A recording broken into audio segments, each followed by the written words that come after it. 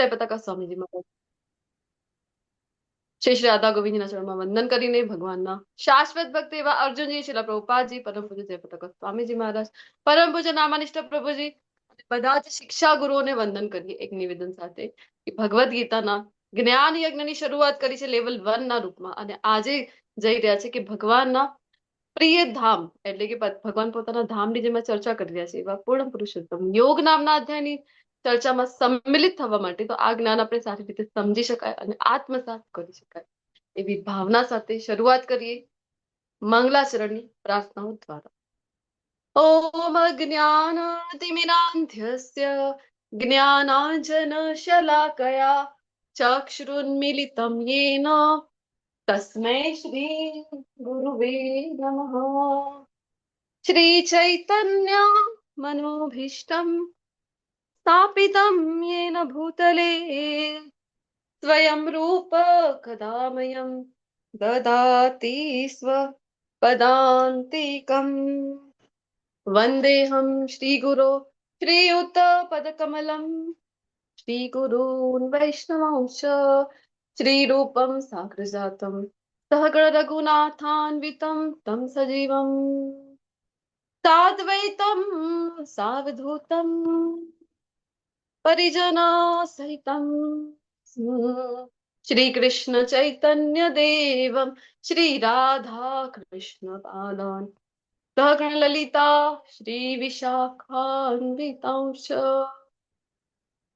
हे कृष्णा करुणा सिंधो दीनबंधो जगतपते गोपेश गोपिका कांत राधा कांत नमोस्तुते तप्त कांचन गौरांगी श्री राधे वृंदावनेश्वरी वृषभानुसुते देवी प्रणमामि हरिप्रिये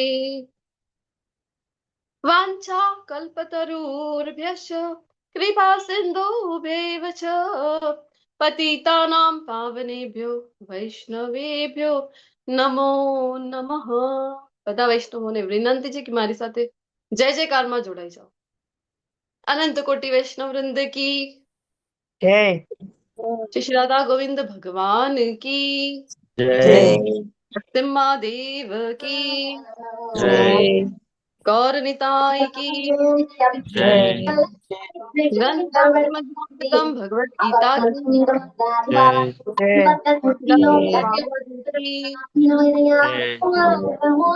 गुरुदेव की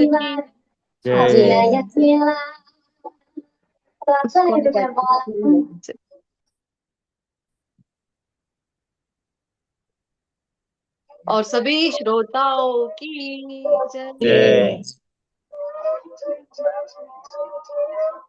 બેકગ્રાઉન્ડમાં નોઈઝ છે એને વિનંતી કરીશ કે કૃપા કરીને તમારો માઇક મ્યુટેડ રાખો जय श्री कृष्ण चैतन्य प्रभु नित्यानंद श्री अद्वैत गदाधर श्रीवासादि गौर भक्त वृंद અને હરિનામ બધા માટે છે એટલે બધા હાથ ઊંચા કરીને બોલીશું હરે કૃષ્ણ कृष्ण कृष्ण हरे हरे हरे राम राम राम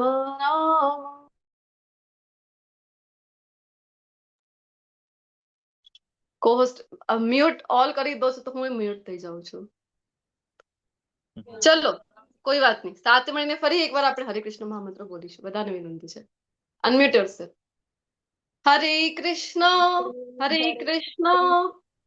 कृष्ण कृष्ण हरे हरे हरे राम हरे राम राम राम हरे हरे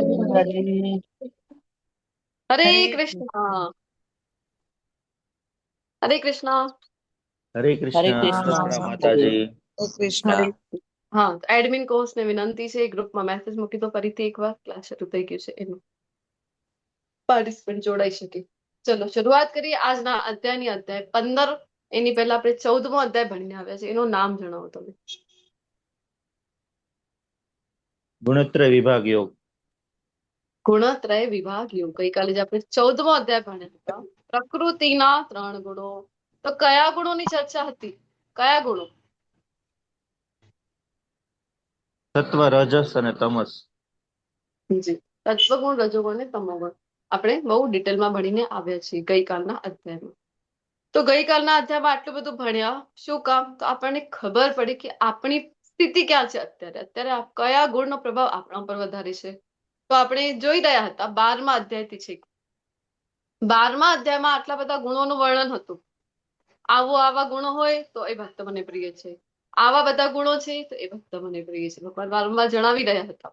પછી 13મા અધ્યાયમાં જ્ઞાન વિશે જણાવ્યું. તો જ્ઞાન વિષયમાં પણ વિનમ્રતાથી શરૂ કરીને આટલા બધા મુદ્દાઓ 20 મુદ્દાઓ આપી રહ્યા હતા કે આને જ્ઞાન કીધું અને આના સિવાય જે કંઈ પણ છે તો કીધું કે આ તો જ્ઞાન છે. પછી આવ્યો 14મો અધ્યાય ગઈકાલનો, અને 14મા અધ્યાયમાં આપણે જોયું કે ગુણાતીત અવસ્થા જેને પ્રાપ્ત કરી લીધી છે તેના વિશે અર્જુનજી પૂછી રહ્યા હતા. હરે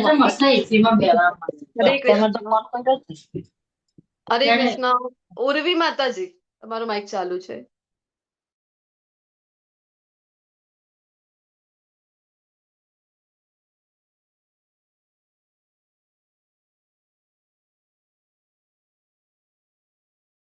લક્ષણો કયા છે, કેવી રીતે એના વર્તણૂકથી ખબર પડે, કેવી રીતે ચાલે, તો આપણે જોયું. એના પહેલા આપણે સ્થિત પ્રજ્ઞ વિશે જયારે પૂછી રહ્યા હતા બીજા અધ્યાયમાં, ને ગઈકાલે પૂછ્યું ગુણાતીત અવસ્થામાં. તો ગુણાતીત અવસ્થામાં પણ આટલા બધા ગુણોની જયારે ચર્ચા થઈ તો આપણને લાગે કે આટલા બધા ગુણો. હવે કારણ કે આજના અધ્યાયનું જે નામ છે, શું છે નામ આજના અધ્યાયનું? પૂર્ણ પુરુષોત્તમ યોગ. પૂર્ણ પુરુષોત્તમ યોગ. એટલે કે ભગવાન અહીંયા આજના અધ્યાયમાં પોતાના ધામની, સરસ મજાના ધામની ચર્ચા કરવા જઈ રહ્યા છે. જયારે પોતાના ધામનું વર્ણન કરી રહ્યા છે અને ભગવાનના ધામમાં જવા માટે કઈ ક્વોલિફિકેશન, કોઈ ક્વોલિટીઝ આપણી અંદર પણ હોવી જોઈએ કે નહીં. આટલી ગુણોની ચર્ચા થઈ 12મા, 13મા, 14મા અધ્યાયમાં, તો ઘણી વખત આપણને ટેન્શન આવી જાય. આટલા બધા ગુણો, અરે આટલા બધા ગુણો તો નથી મારી અંદર. તો એક કામ કરું, પ્રેક્ટિસ કરીશ. ચલો ભગવદ્ ગીતા શીખી કે હવે પ્રેક્ટિસ કરીશું. કઈ? તો રોજ એક ગુણની પ્રેક્ટિસ. ચલો આજ કયું? આત્મસંયમ. આત્મસંયમ નામની ચિઠ્ઠી બનાવી દો, ટેબલ ઉપર ચોંટાડી દો, અથવા તો સ્ટિકી નોટ આવે છે ને અત્યારે, તો સ્ટિકી નોટ ઉપર લખીને લગાવી દીધું છે વોલ ઉપર. એવું કઈ કરવાનું છે. અથવા પોકેટમાં ચિઠ્ઠી બનાવીને રાખી દેવાની છે, પર્સમાં રાખી દેવાની.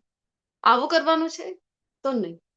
એક એક ગુણ ઉપર કામ કરવાની કોઈ આવશ્યકતા નથી. જયારે આપણે ગુરુ શિષ્ય પરંપરાથી જ્ઞાન લઈ રહ્યા છે તો શીલા પ્રભુપાદજીની કૃપાથી અને ખૂબ સરળ માર્ગ આપણને મળી જાય છે. કયો માર્ગ છે?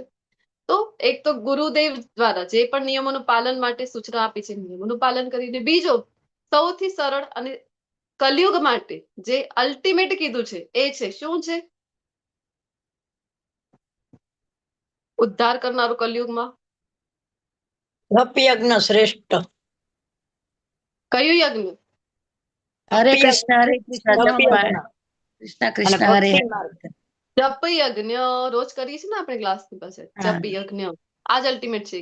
કારણ કે ભણી ગયા છે આપણે. હરે નામ, હરે નામ, હરે નામ એવ કેવલમ, કલો નાસ્તેવ, કલો નાસ્તેવ, કલો નાસ્તેવ ગતિર અન્યથા. અરે આ કલયુગમાં પવિત્ર નામના જપ સિવાય બીજો કોઈ રસ્તો નથી, બીજો કોઈ રસ્તો નથી અને બીજો કોઈ રસ્તો નથી ઉદ્ધાર માટેનો. એટલા માટે જ્યારે જ્યારે પણ તમને પણ વિનંતી કરતી હું છું, જ્યારે જ્યારે પણ હરે કૃષ્ણ મહામંત્ર બોલીએ છીએ ત્યારે ત્યારે બધા આપણે સાથે મળીને એ બોલીશું. કારણ કે ભગવાનનું નામ જ સાર છે ને બીજું બધું જ બેકાર છે. તો આવી રીતે પ્રેક્ટિસ કરીશું તો ધીમે ધીમે ધીમે ધીમે ભગવત કૃપા થશે, ગુરુ કૃપા થશે અને ગુણો આપણી અંદર ડેવલપ થઈ જશે. અને ગુણો જો હશે તો જ ભગવાનના ધામમાં એન્ટ્રી મળશે. ગઈકાલે જોયું ગુણાતીત અવસ્થા છે તો જ ભગવાનના ધામમાં એન્ટ્રી મળે છે, અધરવાઇઝ નહીં. 3 ગુણ છે એ બાંધે છે, સાંકળ છે. કઈ કઈ સાંકળ છે? બોલી જાઓ ફટાફટ. 3 ગુણ ભણ્યા તો કઈ સાંકળ સાથે એને સરખાવી શકાય? સોનાની સાંકળ એ માતાજી. હા હા પિત્ત હા. સોનાની, સત્વગુણ. લોખંડની અને પિત્ત ચાંદીની. જી, તો સત્વગુણ એટલે કઈ સાંકળ છે? સોનાની સાંકળ. જી. રજોગુણ? પછી રજોગુણ ચાંદીની સાંકળ. ચાંદીની. અને તમોગુણ એ તમોગુણ? લોખંડની સાંકળ. એ લોખંડની તમોગુણ એ. જી જી માતાજી, કલ્લા માતા, ખૂબ ખૂબ ધન્યવાદ. હરે તો કૃષ્ણ માતાજી. હરે કૃષ્ણ. સાંકળ તો સાંકળ છે, સોનાની હોય, રૂપાની હોય કે લોઢાની હોય. બંધન તો બંધન છે, સાંકળ તો સાંકળ છે, બાંધે જ છે. અલ્ટિમેટલી મુક્ત નથી કરતી. કહેવાનું આશય છે કે મુક્ત નથી કરતી. તો શું કરવાનું છે આપણે? તો આપણે હરિનામનું જપ કરીએ અને ધીમે ધીમે જે ભગવાને આટલા બધા ગુણો કીધા ને, આ હશે ગુણાતીત અવસ્થા જ્યાં સુધી પાર નહીં થાય તમારી, 3 ગુણથી પરવાળી અવસ્થા એટલે કે શુદ્ધ સત્વગુણ પણ કહીએ એને, ગુણાતીત અવસ્થા જે છે એ જ્યાં સુધી પ્રાપ્ત નહીં થાય ત્યાં સુધી ભગવાનના ધામમાં કોઈ એન્ટ્રી મળતી નથી.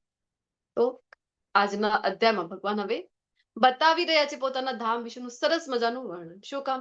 કારણ કે આપણે ઈચ્છા તો વ્યક્ત કરીએ કે અચ્છા એવું છે ભગવાનનું ધામ, તો અમે ખોટી જગ્યાએ ફસાઈ ગયા છે, તો અમે જેને પોતાનું માનીને જે નશ્વર જગત છે એને જ અમે તો અલ્ટિમેટ માની રહ્યા છે કે બસ આના સિવાય કઈ છે જ નહીં, અને જે છે અહીંયા છે, આ જ છે, અને સમય આપણે વ્યર્થ કરી રહ્યા છે. તો આપણે જાણીશું કે ભગવાનનું ધામ કેવું છે આજના અધ્યાયમાં ભગવાન દ્વારા, અને જાણીશું તો આપણને પણ ઈચ્છા થશે કે આપણે પણ ભગવાનના ધામમાં, ભગવાનની સેવામાં, ભગવાનની લીલાઓમાં સંમિલિત થઈએ. તો અહીંયા આપણને જે દર્શન થઈ રહ્યા છે, કોના કોના દર્શન થઈ રહ્યા છે એ જણાવો પહેલા તો.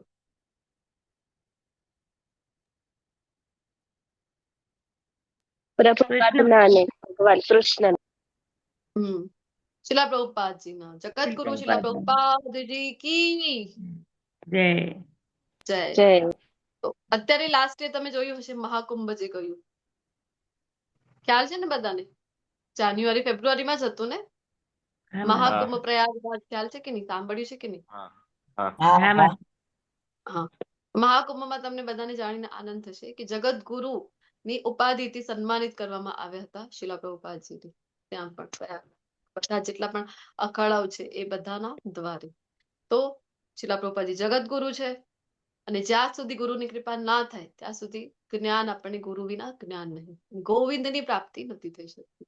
તો અહીંયા ભગવાનના પણ દર્શન થઈ રહ્યા છે, ભગવાનના પાર્ષદ છે, ચિત્રક પત્રક સરસ મજાના ચામર ઝુલાવી રહ્યા છે, અને એવું જ સ્વાગત ભગવાનની દ્વારિકા નગરીમાં પણ થતું હોય છે. શ્રીમદ ભાગવતમાં ઉલ્લેખ આવે છે કે જ્યારે ભગવાન આટલા દિવસો કુરુક્ષેત્રની ભૂમિમાં હતા અને આટલા દિવસ પાછળ જ્યારે આવ્યા દ્વારિકા નગરીમાં, તો એ સમય જેવો આપણે એના પહેલા ચર્ચા ઐશ્વર્ય યોગમાં ચર્ચા કરી હતી ને, વિભૂતિ યોગમાં, કે મથુરા નગરીમાં પ્રથમવાર આવ્યા તો ભગવાનનું સ્વાગત માટે બધા કેવા આતુર હતા, બધા કેવા દોડીને જે કામ કરી રહ્યા છે બધું છોડીને આવી રહ્યા હતા. સેમ એવું જ વર્ણન આપણે શ્રીમદ ભાગવતમાં મળી રહ્યું છે દ્વારિકા નગર વાસીઓનું.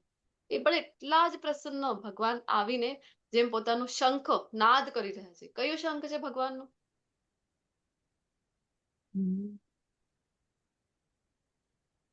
કયું શંખ છે ભગવાન?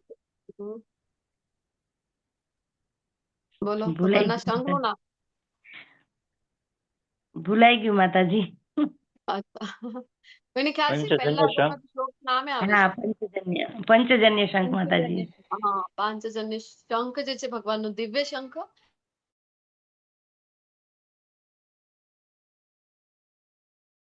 બધાને ખબર પડી જાય છે કે અરે અમારા દ્વારિકાધીશ આવી ગયા, દ્વારિકાધીશ આવી ગયા, અને સરસ મજાનું વર્ણન મળે છે શ્રીમદ ભાગવતમાં. જે કંઈ પણ ગતિવિધિઓમાં વ્યસ્ત હતા દ્વારિકા નગરવાસીઓ, એ બધું છોડીને દોડી રહ્યા છે કે અરે કેટલા દિવસ પાછળ અમને દર્શન થશે હવે. તો વ્રજમાં જેવા વ્રજવાસીઓ વ્યાકુલ થઈ જતા કે દર્શન નથી થયા ભગવાનના, સવારથી સાંજ થઈ ગઈ, ગોપીઓને લાગે છે કે આખો દિવસ જતો રહ્યો, ક્યારે આવશે ભગવાન પાછા વનથી? તો અહીંયા દ્વારિકા વાસીઓ જે છે એ પણ એટલા જ આતુર થઈ જાય છે કે આટલા દિવસથી ભગવાન અમારા આંખોથી દૂર થયા છે, તો તત્પર છે ભગવાનના દર્શન. શરૂઆત કરીએ આજના અધ્યાયની. અધ્યાય 15 શ્લોક નંબર 1 સાથે. શ્રી ભગવાન ઉવાચ ऊर्ध्वमूलम् अधः शाखम् अश्वत्थं प्राहुरव्ययम् छन्दांसि यस्य पर्णानि यस्तं वेद स वेदवेद. તો શરૂઆત જ કરી રહ્યા છે આજના અધ્યાયની ઊંધા વૃક્ષ સાથે. ઊર્ધ્વમૂલમ, અને ઊંધો વૃક્ષ. ઊંધો એટલે કે જેના મૂળ ઉપર છે અને થડ નીચે છે. જોયું છે એવું વૃક્ષ કોઈ, અથવા સાંભળ્યું છે કે એવું વૃક્ષ હોય ખરું? પાણીમાં પ્રતિબિંબ રૂપે હોય. હોય. હરે કૃષ્ણ. હરે કૃષ્ણ. બોલો, ન્યુ પાર્ટિસિપન્ટ બોલો. ઊંધો વૃક્ષ જોયું છે ક્યારે તમે?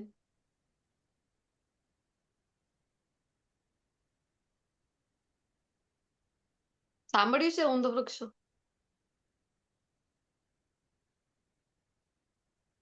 અહીંયા તો ભગવાન વર્ણન કરી રહ્યા છે ઊંધા વૃક્ષ સાથે. અરે જ્યાં રહી રહ્યા છો તમે, અહીંયા વર્ણન થઈ રહ્યું છે ભૌતિક જગતનું. આપણે બધા ભૌતિક જગતમાં છીએ. ભૌતિક જગત કેવું છે? ભગવાન કહી રહ્યા છે અરે ઊંધો વૃક્ષ છે, અશ્વત્થનો વૃક્ષ. એનું આ શું છે તો કહી રહ્યા છે કે પ્રતિબિંબ છે ભૌતિક જગત જે છે, કારણ કે મૂળ ઉપર છે અને થડ નીચે છે. મેં પૂછ્યું ને તમને કે કઈ પરિસ્થિતિમાં ઊંધો વૃક્ષ જોવા મળે છે, તો માતાજી બસ જણાવી રહ્યા હતા. એક માતાજી કીધું પણ કે જ્યારે આમ તો ઊંધો વૃક્ષ દેખાય જ નહીં ને. કેવી વાતો કરો છો? તમને લાગશે કેવી વાત છે આ તો?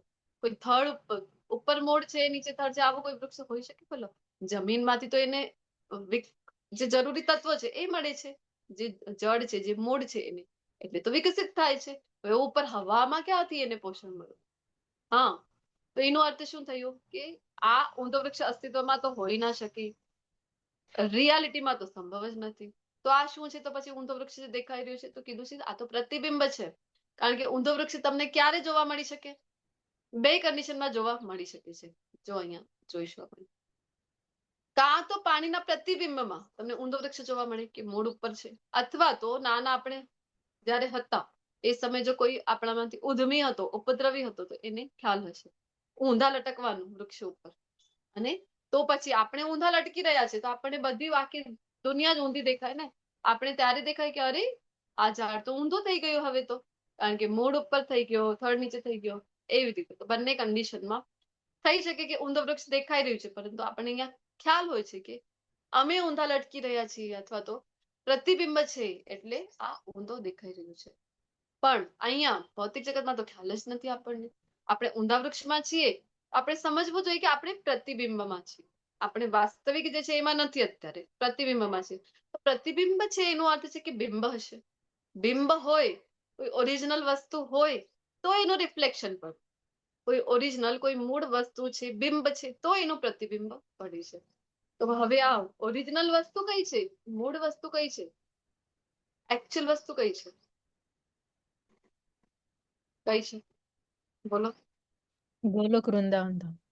હા, ભગવાનનું જે ધામ છે ગોલોક વૃંદાવન ધામ, આ છે મૂળ બિંબ. એ બિંબનું અહીંયા પ્રતિબિંબ ઝલકાઈ રહ્યું છે, એટલા માટે ઊંધા વૃક્ષથી તુલના કરી રહ્યા છે. અરે જ્યાં રહો છો ને વૃક્ષ જ ઊંધું છે, અને મૂળ તો ઉપર છે અને શાખા કેવી છે તો નીચેની તરફ જઈ રહી છે. પાંદડા અને વેદના મંત્રો સાથે સરખાવવામાં આવ્યા છે. અને જે કોઈ જાણી લે છે આ વૃક્ષને, સારી રીતે સમજી લે છે, જાણી લે છે, તો એને વેદોનો જ્ઞાતા કીધું છે. વેદ એટલે જ્ઞાન. તમે જો ઈશોપનિષદના ક્લાસમાં તમારામાંથી કોઈ હશે તો આપણે ડે 1 માં ચર્ચા કરતા હોય છે વેદ વિશે, વેદ ઉપનિષદ. તો વેદનો અર્થ છે જ્ઞાન. જે કંઈ જાણવું, પ્રાપ્ત કરવું, સમજવું, એને જ કીધું છે વેદ. તો વેદોને સમજવું એટલે શું છે? તમે આ વૃક્ષને સમજી લો કે તમે અત્યારે ક્યાં છો. તો અહીંયા તમે ઝૂમ કરો, તમને દેખાવ અહીંયા આપણો જે ભૌતિક સંસાર છે એ શરૂ થઈ રહ્યું છે બ્રહ્માજી, કારણ કે પ્રથમ જીવાત્મા બ્રહ્માજી છે અને પછી આખા જગતનો વિસ્તાર કરી રહ્યા છે. તો બ્રહ્માજી ઉપર દેખાઈ રહ્યા છે આપણને, અને જે ડાળખીઓ છે ત્યાં તમે જોયું હશે કે અલગ અલગ યોનિઓ જે છે એ જોઈ શકીએ છીએ આપણે.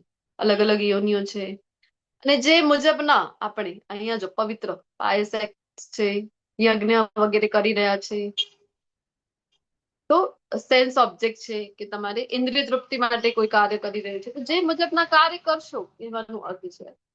એ મુજબનો ઇમ્પાયસ એક્ટ કે તમે જે કંઈ પર શાસ્ત્ર વિરુદ્ધ જે કંઈ કાર્ય કરી રહ્યા છો, તો એ બધી ગતિવિધિને પાપમય ગતિવિધિ કીધું છે. તો આ બધું જે છે એ ફસાવી રહ્યું છે, ફરીથી ને ફરીથી આપણને આ અલગ અલગ યોનિ પ્રાપ્ત કરાવી રહ્યા છે આપણે જે ગતિવિધિમાં ઓતપ્રોત છે એ મુજબ. તો લિબરેશન ક્યારે થાય? જ્યારે તમે આ ઈચ્છા સાથે જ્યાં સુધી સંકળાયેલા રહીશું, ભોગ વૃત્તિ સાથે કે મારે જ ભોગવવું છે બધું, ત્યાં સુધી તો આ જન્મ મૃત્યુમાં ફસાયા જ કરીશું. તો આ વાસ્તવિક લિબરેશન ક્યારે થશે? જ્યારે વેદને તમે જાણી લેશો, સમજી લેશો. વેદ એટલે શું છે? તો વેદનો ઉદ્દેશ શું છે? તો 15મા અધ્યાયમાં આજના જ અધ્યાયમાં આવવાનું છે. વેદેશ સર્વેર અહમેવ વેદ્યો. બધા વેદો જાણીને જાણવા યોગ્ય કોણ છે? તો કૃષ્ણ. તો એમને સમજી લો, એમને જાણી લો, તો તમારું અહીંયા લિબરેશન મુક્તિ સંભવ છે. અધરવાઇઝ તો આ ચક્ર છે અને આ તો ફર્યા જ કરીશું. તો અહીંયા આ પિક્ચરને જોઈને આપણે શું સમજી શકાય? બોલો તો. એક હિન્ટ આપેલી છે કે અહીંયા બ્રિજ જે દેખાઈ રહ્યું છે આપણને, એ માનવ દેહ છે આપણને જે મળ્યું છે ને.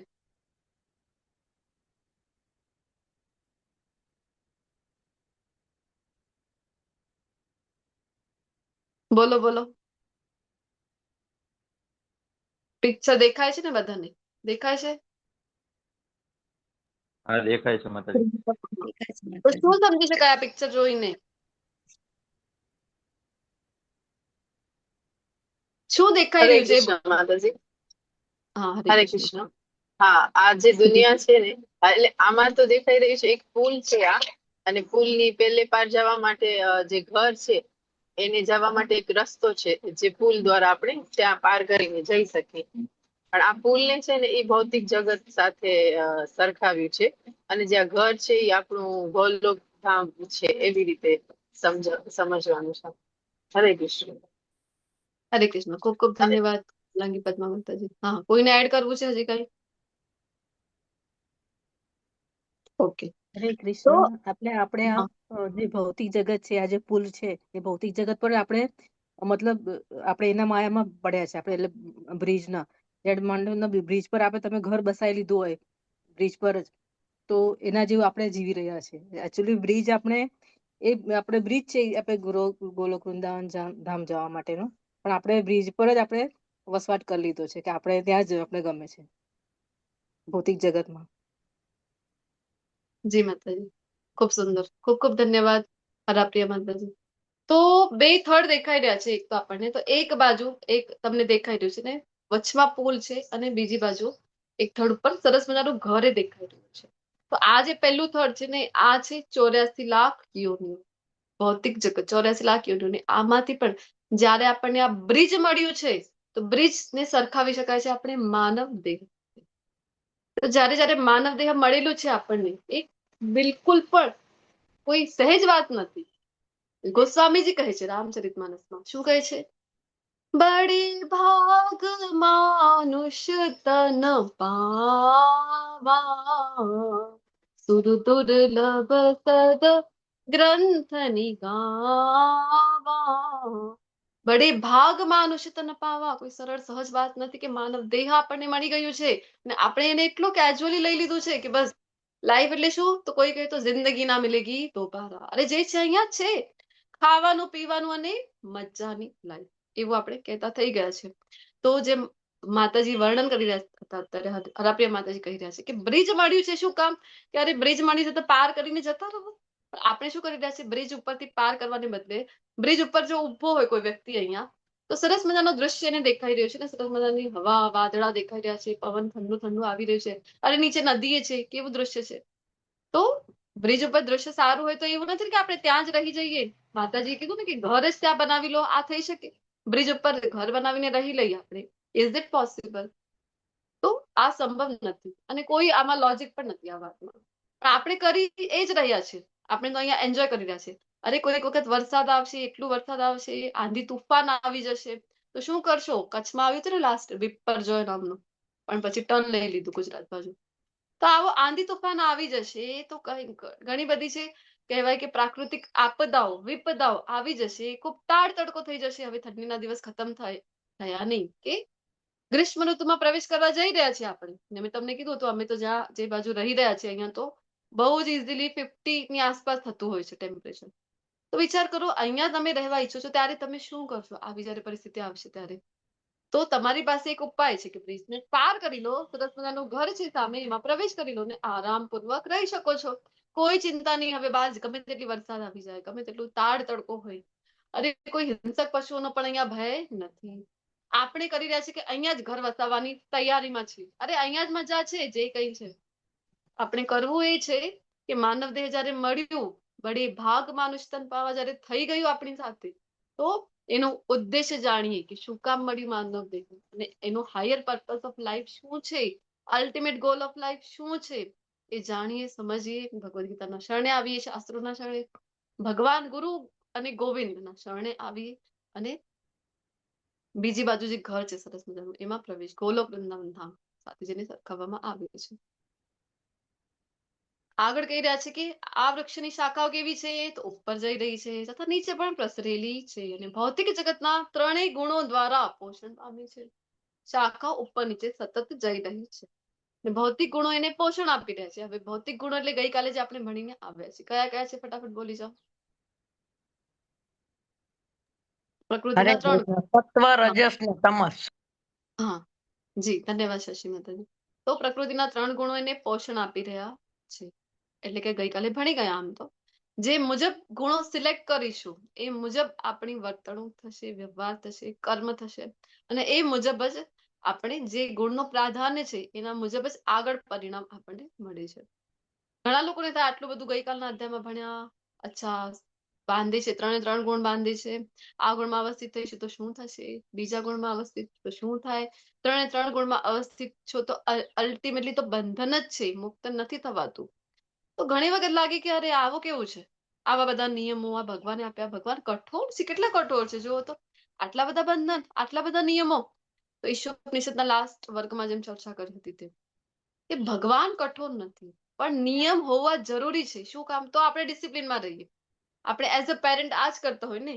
હવે જો પેરેન્ટ છે એ બાળકોને જો ખીજાય છે, બાળકોને જો ગુસ્સો કરે છે, કોઈક વાર તો મારવું પડે છે, મારી પડી જાય બાળકોને, તો આનો અર્થ એવો નથી કે અચ્છા તો આ પેરેન્ટ જો તો કેવા કેટલા ક્રૂર કહેવાય, તો ખીજાય છે બાળકો ઉપર, અરે એમને તો પ્રેમ જ નથી પોતાના બાળકો પ્રત્યે, આવું થઈ જાય છે એનો મિનિંગ નહીં. પેરેન્ટ્સ કરતા વધારે પ્રેમ કરી કોણ શકે? માતા પિતા કરતા વધારે પ્રેમ કોણ આપી શકે બાળકને? પણ ડિસિપ્લિન એને લગાડવા માટે આ જરૂરી હતું, એટલે કરતા હોય. આપણે પણ સ્કૂલમાં ટીચર તો પહેલા કરતા હતા કે નહીં? કહેવત મને યાદ નથી રહેતી, શું છે? સોટી વાગે છમ ને વિદ્યા આવે વિદ્યા આવે ઝમ ભમ. ઓકે ધન્યવાદ. તો હા, તો પહેલા એ હતું ને કે ટીચર છે તો એ કહેવાય છે કે ડિસિપ્લિન લગાવવા માટે બાળકોને પનિશમેન્ટ આપતા હતા. અત્યારે તો ઠીક છે, વાત જુદી છે કે અલાઉડ જ નથી સ્કૂલમાં, પણ કહેવાનો આશય છે તો આનો અર્થ આ નથી કે પ્રેમ જ નથી કરતા. હવે તો સેમ વે ભગવાને જે ગુણો બનાવ્યા છે પ્રકૃતિના, તો આનો અર્થ એવો બિલકુલ પણ નથી કે હવે ભગવાન જો કેટલા કઠોર થઈ ગયા, આવા નિયમો પ્રકૃતિના આવા નિયમો હોય તો હવે ભગવાન આપણને પ્રેમ નથી કરતા. નહીં, એ તો ભગવાને બનાવ્યા છે કે કોઈ ડિસિપ્લિનમાં રહીએ. જો બધું સારું છે, બધું મજા મજા હશે ને, તો ક્યારે પણ આપણે પ્રયત્ન જ નહીં કરી કે ભૌતિક પ્રકૃતિથી બહાર નીકળવું પણ જરૂરી છે. અહીંયા જે માતાજી કહી રહ્યા હતા ને અત્યારે ખૂબ સુંદર, કે અહીંયા જ ઘર વસાવવાની તૈયારી છે. ક્યાં? બ્રિજ ઉપર. અરે બ્રિજ ઉપર ઘર બની શકે? Is it possible? આપણે એવું વિચારતા થઈ જઈશું જો પ્રકૃતિના બંધનોનું નહીં હોય તો. તેની ડાળખીઓ કેવી છે? તો ઇન્દ્રિયોના વિષયો છે. ડાળખીઓ જે કઈ ઇન્દ્રિયો દ્વારા ઈચ્છા વ્યક્ત કરી રહ્યા છે, ડિઝાયર, બધું ભોગવવાની કામનાઓ, ઈચ્છાઓ. ને આ વૃક્ષના મૂળ કેવા છે? તો નીચે પણ જઈ રહ્યા છે ને ઉપર પણ, અને બાંધે છે. કેવી રીતે? તો માનવ સમાજમાં એ સકામ કર્મોથી બંધાયેલા છે.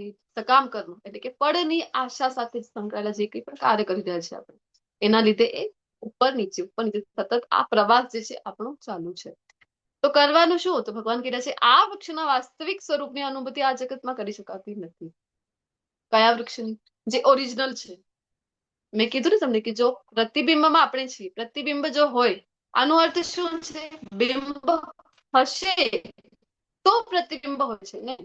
ઓરિજિનલ કાંઈક છે તો જ તો એનું અહીંયા કહેવાય ને કે રિફ્લેક્શન છે, પરાવર્તન છે. ક્યારે? જ્યારે કોઈક ઓરિજિનલ ફોર્મ હશે કંઈક ને કંઈક. તો આ જે ઓરિજિનલ છે, ભગવાનનું જે ધામ છે, જેનું અહીંયા આપણે જે રિફ્લેક્શનમાં રહી રહ્યા છે, પ્રતિબિંબમાં, પરાવર્તનમાં, તો કહે છે કે જે ઓરિજિનલ છે ને એની અનુભૂતિ તમે અહીંયા બેઠા બેઠા નહીં કરી શકો, ભૌતિક જગતમાં નહીં થાય. શું કામ નહીં થાય? કારણ કે ભૌતિક જગતમાં એક તો આ વાત છે કે પ્રતિબિંબ છે. તો ધારો કે ફોર એક્ઝામ્પલ એક વૃક્ષ છે, કેરીનો વૃક્ષ, સરસ મજાનો કેરીનો વૃક્ષ છે અને પાણી સરોવરના કિનારે છે, અને જ્યારે એનું પ્રતિબિંબ પડી રહ્યું છે ને સરોવરમાં કેરીના વૃક્ષનું, તો બધું જ અહીંયા દેખાશે આપણને. શું દેખાશે? અચ્છા, તો કેરીનો વૃક્ષ જે રંગ છે ઓરિજિનલ, સેમ રંગ આપણને પરાવર્તનમાં પણ દેખાશે. અને જેટલી કેરીઓ એ વૃક્ષ ઉપર હશે, એક ડાળખી ઉપર હશે, ધારો કે એક ડાળખી ઉપર 10 કેરીઓ છે, અહીંયા પણ તમને પરાવર્તનમાં પણ એક ડાળખી ઉપર 10 કેરીઓ જ દેખાશે ને કલર પણ સેમ, ઘણી વખત સાઈઝ પણ સેમ દેખાઈ રહી છે, પણ જે એનું વાસ્તવિક રસ છે, સ્વાદ છે, એનું આસ્વાદન તમે નહીં કરી શકો. કરી શકીએ છીએ? બોલો તો. પરાવર્તનમાંથી સ્વાદનું આસ્વાદન કરી શકાય? કેવી સરસ નાની મીઠી કેરી છે એવું કહી શકાય? હાજી કે નાજી છો બતાતા ના ના માતાજી. હરે જય કૃષ્ણ. માતાજી. ના હા હરે કૃષ્ણ ધન્યવાદ. આવું વચમાં બોલતા રહો તો ખબર પડે કે ચાલી રહ્યું છે ક્લાસ, નહીં તો मैं और मेरी स्क्रीन अक्सर ये बातें करते हैं એવું ના થાય. તો અહીંયા રસની અનુભૂતિ નહીં થાય પરાવર્તનમાં. જો તમારે રસની અનુભૂતિ જોઈતી હોય તો ઓરિજિનલ કેરી ખાવી પડશે. સેમ વે અહીંયા બેઠા બેઠા ભગવાનનો જે રસ છે, અહીંયા ભગવાન આવે છે, લીલાઓ કરે છે. તો આ શું છે? એક માત્ર ઝાંખી છે. ઝાંખીની જેમ લીલાઓ કરી છે કે આપણે અટ્રેક્ટ તો થઈએ, આપણે આકર્ષિત થઈએ, અને આપણે ઈચ્છા તો વ્યક્ત કરીએ કે ના મારું તો ઓરિજિનલ ફોર્મ ગોલોક વૃંદાવન ધામ છે, અરે મારું તો જે સંબંધ છે, વાસ્તવિક સંબંધ એ તો કૃષ્ણ સાથે છે. અને આપણે પ્રયત્ન કરીશું કે આ જે રસ છે એનું આસ્વાદન આપણે પણ કરવાની ઈચ્છા વ્યક્ત કરીએ. તો કોઈ પણ એ સમજી નથી શકતું કે આનો આદિ ક્યાં છે, અંત ક્યાં છે, ને મધ્ય ક્યાં છે. આ જે વૃક્ષ છે ને ભૌતિક જગત રૂપી નથી સમજી શકતા ક્યાંથી શરૂ થઈ રહ્યું છે અને ક્યાં ખતમ. તો કરવું શું છે? તો ભગવાન કહે છે કે એક કામ કરો, સુદૃઢ મૂળ વાળા આ જે વૃક્ષ છે ને જેમાં ફસાઈ ગયા છે આપણે બધા, તો કહે છે કે એક તમે લો શસ્ત્ર. કયું શસ્ત્ર લઈએ ભગવાન? તો કહે છે વિરક્તિનો શસ્ત્ર લઈ લો અને કાપી નાખો. અચ્છા, તો જેના ઉપર અમે રહી રહ્યા છે એ વૃક્ષને જ કાપી દઈએ વિરક્તિના શસ્ત્ર વડે, તો પછી અમે જઈશું ક્યાં? અમારું કોઈ તો ઠામ ઠેકાણ હોવું જોઈએ. એક તો હટાવી દીધું, જેના ઉપર હતા એ તો હટાવી દીધું, હવે ક્યાં જઈએ? તો કહે છે તો એક કામ કરો, એની પાછળ તમારે શું કરવું જોઈએ કે એવું સ્થાન શોધો કે જ્યાં ગયા પછી તમને ફરીથી આવવું ના પડે. તો આ સ્થાન કયું છે જેનું વર્ણન કરી રહ્યા છે? આ છે ભગવાનનું ધામ. યમ પ્રાપ્ય ન નિવર્તન્તે તદ્ધામ પરમમ મમ. 8મા અધ્યાયમાં પણ કીધું હતું ને અહીંયા કહે છે કે જેને પ્રાપ્ત કરી લીધું તો ફરીથી તમારે બીજે ક્યાં જવાની આવશ્યકતા રહેતી નથી. અલ્ટિમેટ છે એ જ.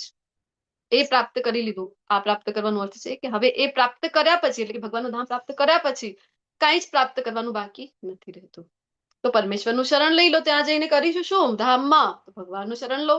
અને જેના દ્વારા જ ભગવાન કહે છે પરમેશ્વર દ્વારા જ, પરમાત્મા દ્વારા જ, ભગવાન દ્વારા જ અનાદિકાળથી બધી જ વસ્તુઓ શરૂ થાય છે, આરંભ થાય છે, વિસ્તાર થાય છે. એવા પરમેશ્વરનો તમે આશ્રય લઈ લો તો તમે અહીંયા હેરાન નહીં થાવ. તો આધ્યાત્મિક વિશ્વ વર્સિસ ભૌતિક વિશ્વ. આપણે જ્યાં છીએ, કયું વિશ્વ છે અત્યારે આપણે જ્યાં છીએ? બંનેમાંથી બોલો તો. ભૌતિક વિશ્વ. ભૌતિક. ભૌતિક જગત. ભૌતિક જગત. અને જવાની વાત જે થઈ રહી છે આજના અધ્યાયમાં, એ થઈ રહી છે ભગવાનના ધામમાં, એટલે કે આધ્યાત્મિક જગત.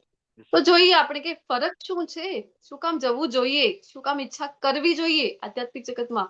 તો કહે છે પહેલા તો તમે જે જગ્યા ઉપર છો ને એ વાસ્તવિક તો છે પણ અસ્થાયી છે.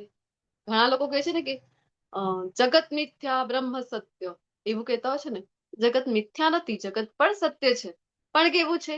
એ અશાશ્વત છે, અસ્થાયી છે, નશ્વર છે. આ જે ભૌતિક જગત છે એ કાયમી નથી. જ્યારે ભગવાનનું જે ધામ છે એ કેવું છે? કાયમી છે. 8મા અધ્યાયમાં જોઈ ગયા ને, અહીંયા તો સર્જન થતું રહેશે, પ્રલય થતું રહેશે, ચિંતા થશે ફરીથી કઈ યોની મળશે, નેક્સ્ટ યોની, ફરીથી કયા કર્મ કરીએ, ફરીથી 16 માળા કરીશું. આવી બધી ચિંતા ભૌતિક જગતમાં છે તમને, જન્મ મૃત્યુ જરા વ્યાધિ. પણ આધ્યાત્મિક જગત તો કાયમી છે. એકવાર ત્યાં ગયા તમે તો યમ પ્રાપ્ય ન નિવર્તન્તે. કાયમી છે, તમને કોઈ ચિંતા રહેતી નથી. કઈ ચિંતા? ત્યારે ફરીથી સર્જન, ફરીથી પ્રલય, હવે શું થાય? કોઈ ચિંતા કોઈ પ્રકારની રહેશે નહીં. પ્રેમ ને પ્રેમની વાત જ્યારે કરીએ આપણે તો ભૌતિક જગતમાં જે પ્રેમ છે એ કોઈ ને કોઈ કારણ સાથે સંકળાયેલું છે. અને તમે સાંભળ્યું પણ હશે પ્રેમનો બીજો અર્થ. આપણે ઘણી વખત ચર્ચા કરતા હોય છે વર્ગમાં. બોલો, પ્રેમનો પર્યાયવાચી શબ્દ પ્રેમ એટલે શું? પણ જે કહેતા હોય છે નાનપણથી સાંભળતા હોય. સ્નેહ, પ્રેમ એટલે પ્યાર, સ્નેહ, લાગણી, સ્નેહ. ઓકે. આસક્તિ, આસક્તિ.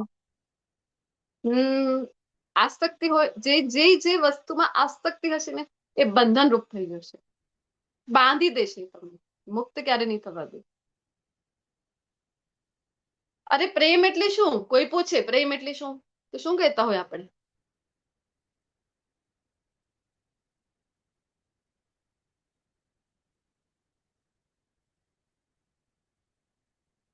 પ્રેમ એટલે સમર્પણ.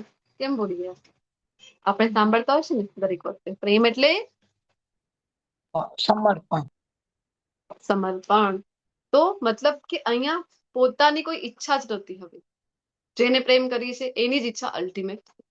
વારંવાર આપણે એક પંક્તિ છે કોઈની લખેલી, એ પણ કહેતા હોય છે ને કે जिससे तुम चाहते हो उससे तुम कुछ नहीं चाहते. હવે અહીંયા મેળવવાની કઈ ઈચ્છા જ નથી રહેતી. એ છે વાસ્તવિક પ્રેમ. અને આ પ્રેમ ભૌતિક જગતમાં મળવું નેક્સ્ટ ટુ ઇમ્પોસિબલ છે. પોસિબલ જ નથી. અહીંયા કોઈને કોઈ પાછળ કારણ છે. પ્રેમ જ્યારે કરીએ કોઈને તો એની પાછળ કારણ જ ન હોવું જોઈએ. એક પણ કારણ મળી ગયું, એક પણ કારણ આપણે કહી શકીએ કે આને હું પ્રેમ કરું છું, કારણ કે એક પણ કારણ તમે કહી રહ્યા છો એનો અર્થ તો પ્રેમ જ નથી. અને ભૌતિક જગતનું તો બધું પ્રેમ કેવું છે, કોઈક ને કોઈક કારણ સાથે સંકળાયેલું છે. અહીંયા લસ્ટ છે, વાસ્તવિક વાસના છે, પ્રેમ છે નહીં. જ્યારે ભગવાન સાથે જે આપણો પ્રેમ છે એ કેવું છે, એ અલ્ટિમેટ છે. ભગવાન આપણો સાથ ક્યારે પણ છોડતા નથી. ભગવાનનો આ પ્રેમ છે. અને ઘણી વખત ચર્ચા કરી છે, ચોથા અધ્યાયમાં પણ ચર્ચા કરી. આપણને લાગે છે કે આપણે કૃષ્ણને પ્રેમ કરીએ છીએ, નહીં. કૃષ્ણ આપણને પ્રેમ કરે છે. જે મુજબની કૃષ્ણ વિગ્રહ રૂપમાં આવ્યા છે આપણી પાસે અનુગ્રહ કરવા, અનુકંપા કરવા. જે મુજબની સેવા આપણી છે ને એ મુજબ તો કોઈ વ્યક્તિને કરીશું તો આપણે છોડીને ક્યારનું જતું રહેશે. પણ કૃષ્ણ ખૂબ કૃપાળુ છે, સ્વીકાર કરે છે. સ્વીકાર જ નથી કરતા તો આપણી સાથે એ આદાન પ્રદાન કરે છે. યથા મામ પ્રપદ્યન્તે તાસ્તથૈવ ભજામ્યહમ. ભણી ગયા ને ચોથા અધ્યાયમાં. તો કૃષ્ણનો જે પ્રેમ છે એ અલ્ટિમેટ છે. કૃષ્ણ ક્યારે પણ આપણને છોડતા નથી. અને નવમા અધ્યાયમાં પણ જોયું હતું, કૃષ્ણ આપણને બધાને જ ખૂબ પ્રેમ કરે છે. એવું નથી કે આપણે જો કૃષ્ણને પ્રેમ નહીં કરીએ તો કૃષ્ણ આપણા માટે જરૂરિયાતની વસ્તુ નહીં પૂરી પાડે, નહીં. કૃષ્ણ બધું જ આપે છે. સુખની વાત કરીએ તો કામ ચલાવ સુખ છે ભૌતિક જગતમાં. કોઈ વસ્તુ શરૂઆતમાં તમને સુખ આપે છે, એ જ વસ્તુ અંતમાં દુઃખનું કારણ બની જાય છે. કોઈ ગાડી લઈ લીધી તમે,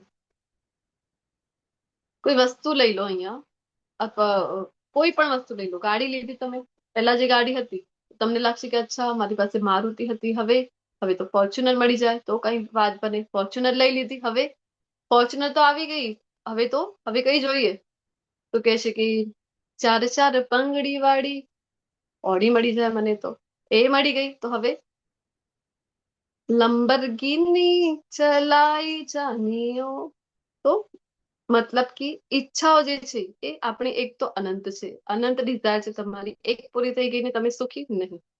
બીજી વેમાં તમે લઈ લીધી કોઈ વસ્તુ અને તરત જ ખબર પડે કે એનું કોઈ નયો વર્ઝન આવી ગયો, તો એ જ વસ્તુ જે તમને અત્યાર સુધી લાગી રહ્યું હતું ને કે અરે આ મળી જાય બસ તો સુખી થઈ જાઓ, એ જ વસ્તુ જે છે અલ્ટિમેટ દુઃખનું કારણ બની જાય છે. ધારો કે તમે ગાડી લઈ તો લીધી, જે તમારી પસંદની હતી એ પણ લઈ લીધી તમે, પણ શું થયું? હવે કોઈએ તમારી ગાડીનો સ્ક્રેચ આવી ગયા, ધારો કે કોઈએ કંઈક લખી દીધું, તમારી ગાડીને ખરાબ કરી દીધી, તો તરત જ એ જ ગાડી અથવા કાચ તૂટી ગયો, એક્સિડન્ટ થઈ ગયો, એ જ ગાડી સૌથી મોટા દુઃખનું કારણ બની જાય છે. ફોનનું ઉદાહરણ આપણે વારંવાર લેતા હોય છે કે નહીં? ફોન તમે જે ફોન માટે જે પ્રાપ્ત કરવા તમે ખૂબ લાલાયી થતા, 17 Pro Max આ છે ને નામ, અને આ જયારે મળી પણ ગયું તો અને તમે લઈ લીધું ને તમને ખબર પડશે અરે 18 Pro Max આવી રહ્યું છે. હવે તો કોઈ મને ડેટ પણ લખી આપી હતી કે રિલીઝિંગ ડેટ આવી ગઈ છે, તો તમને તો દુઃખ થઈ જશે. અથવા તમે લઈ લીધું ફોન અને સ્ક્રીન તૂટી ગઈ તો દુઃખનું કારણ બની જાય છે. એ જ વસ્તુ જે અત્યાર સુધી તમને સુખ આપી રહી હતી.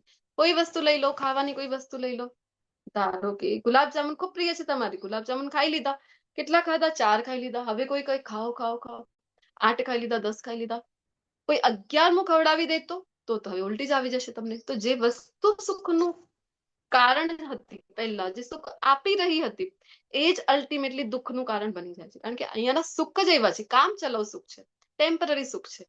અને એવું જ આપણે 5મા અધ્યાયમાં પણ ભણ્યા હતા કે આ ભૌતિક જગતમાં જે બુદ્ધિમાન છે, ન તેષુ રમતે બુદ્ધ, ભગવાને કીધું કે આવી વસ્તુઓમાં, આવી કામ ચલાવ સુખમાં કોઈ રસ લેતા નથી જે બુદ્ધિમાન છે. તો સાચું સુખ ક્યાં છે ભાઈ? તો સાચું સુખ તો ભગવાનની સેવામાં છે. ભગવાન સાથે જયારે સંકળાઈ જઈએ, આપણે જોઈએ ને આધ્યાત્મ એ જીવનો સ્વભાવ છે. જયારે તમે આવી રીતે ક્લાસમાં છો, ભગવદ્ ગીતાની ચર્ચા થઈ રહી છે, કૃષ્ણ કથા થઈ રહી છે, કૃષ્ણ વિશે જે કઈ ચર્ચા છે એ કૃષ્ણ કથા છે. શ્રીમદ ભાગવતમમાં છો તમે, અથવા તો તમે કીર્તનમાં છો, એ સમયે તમે ભૂલી જશો. તમને ગમે તેટલો સ્ટ્રેસ થશે, તમારા જીવનમાં ગમે તેટલું બધું ઊંધું થઈ રહ્યું છે, તો તમે ભૂલી જશો. અને તમે ક્યાં છો હવે?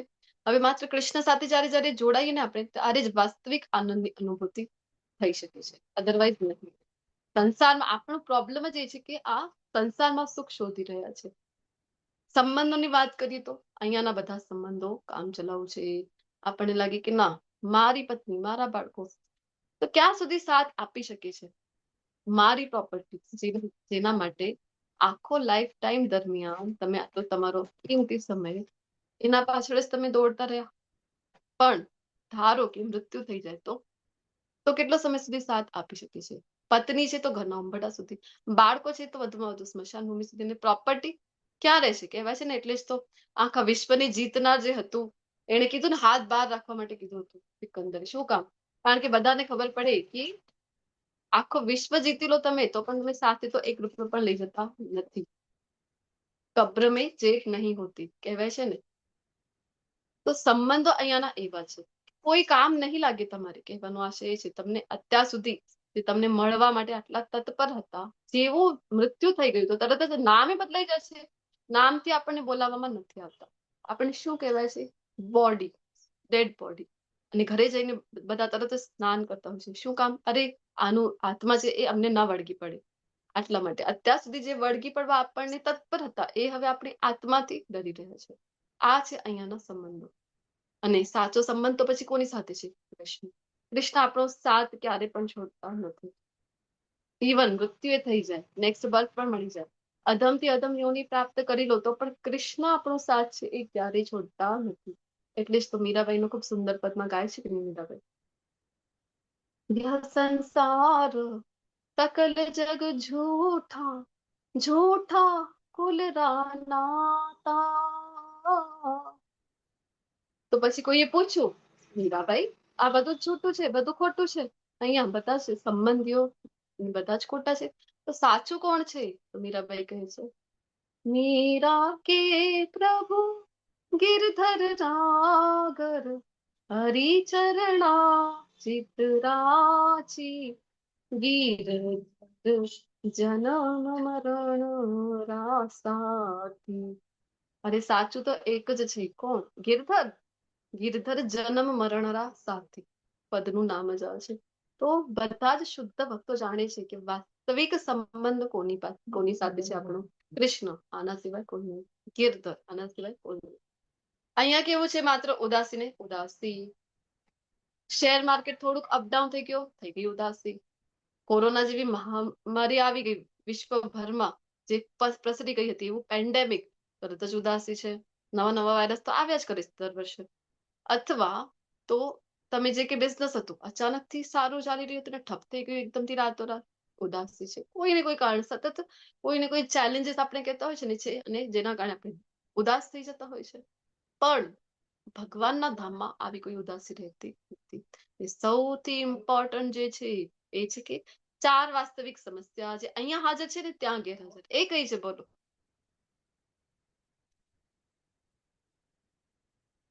કઈ સમસ્યાઓ છે જે અહીંયા છે ભૌતિક જગત? જન્મ, મૃત્યુ, જરા અને વ્યાધિ. રિપોર્ટ સૌથી આ જ ખબર નથી. પ્રભુપાદજી કહે છે કે અરે લોકોને લાગે છે કે આ દુઃખ છે, પેલું દુઃખ છે, સૌથી મોટું તો આ દુઃખ છે. અરે લોકોને એ જ નથી ખબર કે સૌથી મોટો દુઃખ કયું છે આપણું, આપણા જીવનનું સૌથી મોટો દુઃખ છે જન્મ, મૃત્યુ, જરા, વ્યાધિ.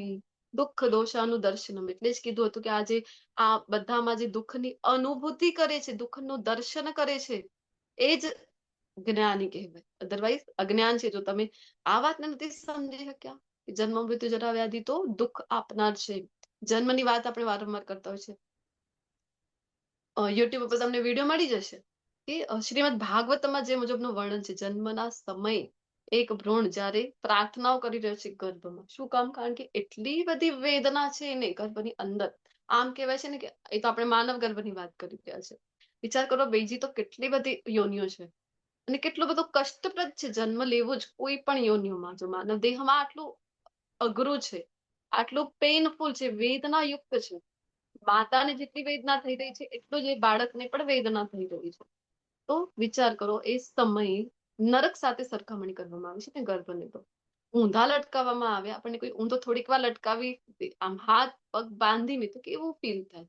એવું એ બાળકને સતત ફીલ થઈ રહ્યું છે. એ પ્રાર્થનાઓ કરે છે, માતા કંઈક ને કંઈક ખાઈ રહી છે, ખાટું તીખું, એને જે પ્રમાણે ઈચ્છા થઈ રહી છે. અને આજકાલ તો આપણે જોઈએ તો કેટલું બધું જંક ફૂડ, જેના લીધે બાળકને એની ત્વચા કેટલી સુકોમળ હોય છે, તેની ખૂબ પેઇન થાય છે. અને નાના નાના જે જર્મ્સ હોય છે એને બટકા ભરતા હોય છે. ભાગવતમમાં વર્ણન છે, તમે યુટ્યુબ પર પણ વિડીયો જે છે શ્લોકના આધારે એ જોઈ શકો છો. એટલે આપણને ખબર પડી કે અરે બાળકની કેટલી વેદના છે, ને પ્રાર્થનાઓ કરી છે. આપણે બધાએ ભગવાન પાસે પ્રાર્થના કરી છે કે હે ભગવાન, આ નરકમાંથી અમને બહાર કાઢો, ને જેવા બહાર કાઢશો અમે તમારી જ સેવા કરીશું. અને જેવા બહાર આવી ગયા આપણે તેવી સેવામાં તો લાગી ગયા છે. માધવની નહીં, કોની સેવામાં લાગી ગયા છે? કોની ભૌતિક સેવામાં જગતની, લાગી? ભૌતિક જગતની. માયાની સેવામાં. માધવની તો નહીં. આપણે વિનંતી તો માધવને કરી, પણ સેવામાં લાગી ગયા છે માયાની, ભૌતિક પ્રકૃતિ, એની માયાદેવી જે ગુણો છે એની સેવામાં લાગી ગયા છે. ભૂલી ગયા છે કે વચન આપીને આવ્યા હતા. પછી મૃત્યુનું વર્ણન ગરુડ પુરાણમાં ખૂબ ખતરનાક જોવા મળશે. મૃત્યુ સમય એમ કહેવાય છે કે 40,000 વીંછીઓ એક સાથે જો દંશ આપે તો જેટલી વેદના થતી હશે એટલી વેદના મૃત્યુ સમયે થાય છે. એમાં પણ જો દેહાત્મ બુદ્ધિમાં જીવન જીવેલું છે આખું, કે હું એટલે હું શરીર માનીને આપણે જો જીવન યાપન કરેલું હોય, આત્માને શરીરથી છૂટા પડવા બહુ જ વેદના થાય, બહુ તકલીફ પડી છે એને. એટલા માટે જે કોઈ પણ શાસ્ત્રોના શરણે છે એમની મૃત્યુ, આપણે 8મા અધ્યાયમાં તો સરસ મજાનું વર્ણન પણ આવ્યું હતું ને, 8.5 શ્લોક ભણી રહ્યા હતા ત્યારે. આદર્શ મૃત્યુ, મૃત્યુને પણ અવસરમાં પરિવર્તિત કરી દે એવા ભક્તનું આપણે પિતામહ ભીષ્મનું ઉદાહરણ લીધું હતું. આ ભક્તો કરી શકે છે કે મૃત્યુને પણ અવસરમાં, મૃત્યુને પણ મહોત્સવમાં પરિવર્તિત કરી દે. એ છે શુદ્ધ ભક્ત, એ છે મહાત્મા. તો મૃત્યુમાં તમારું જે વાત પિત્ત કફ છે બધું જ દૂષિત થઈ જાય છે અને બહુ જ વેદના છે. જરા એટલે કે વૃદ્ધાવસ્થામાં કોઈ છે અહીંયા જે કહી શકશે કે અરે ના માતાજી કેવી વાત કરો છો, વૃદ્ધાવસ્થામાં તો આનંદ જ આનંદ છે. અરે રિટાયર થઈ ગયા છે અમે, જો સરસ મજાની અમારી તો લાઈફ ચાલી રહી છે. વૃદ્ધાવસ્થામાં અલગ જાતના ચેલેન્જ, ઇન્દ્રિયો આપણી શિથિલ પડતી જઈ રહી છે, આપણે કોઈક ને કોઈ બીમારી લઈને બેઠા છે, ગોળીઓ તમારી ચાલુ થઈ ગઈ હશે, અને સૌથી મોટું આ બધું પણ જો તમને લાગે કઈ નથી, અમને તો અમે મસ્ત ઓકે છે, અમને તો કોઈ ફિઝિકલ ચેલેન્જ જ નથી, કોઈ પ્રોબ્લેમ જ નથી, અને ચશ્માએ નથી અમને તો, અમે તો સાંભળી બરાબર શકીએ છીએ, બધી ઇન્દ્રિયો સારી છે અમારી. તો તમને જણાવી દઉં, સૌથી મોટો જે દુઃખ છે વૃદ્ધાવસ્થામાં આ છે કે એક તો એ સમયમાં તમારા જે ઓલરેડી તમે વૃદ્ધ છો, તો તમારા ઓબ્વિયસલી માતા પિતા તો હવે છે નહીં, અને તમારી ઘણી વખત થાય છે કે લાઈફ પાર્ટનર નથી, પત્ની અથવા પતિ જે છે. અને વિચાર કરો, હવે તમારે એવી પેઢી સાથે રહેવું છે, કેવી પેઢી કે જેની સાથે તમારું 30-40 વર્ષ જેટલું ગેપ છે, મોર દેન 25 યર્સ તો છે જ.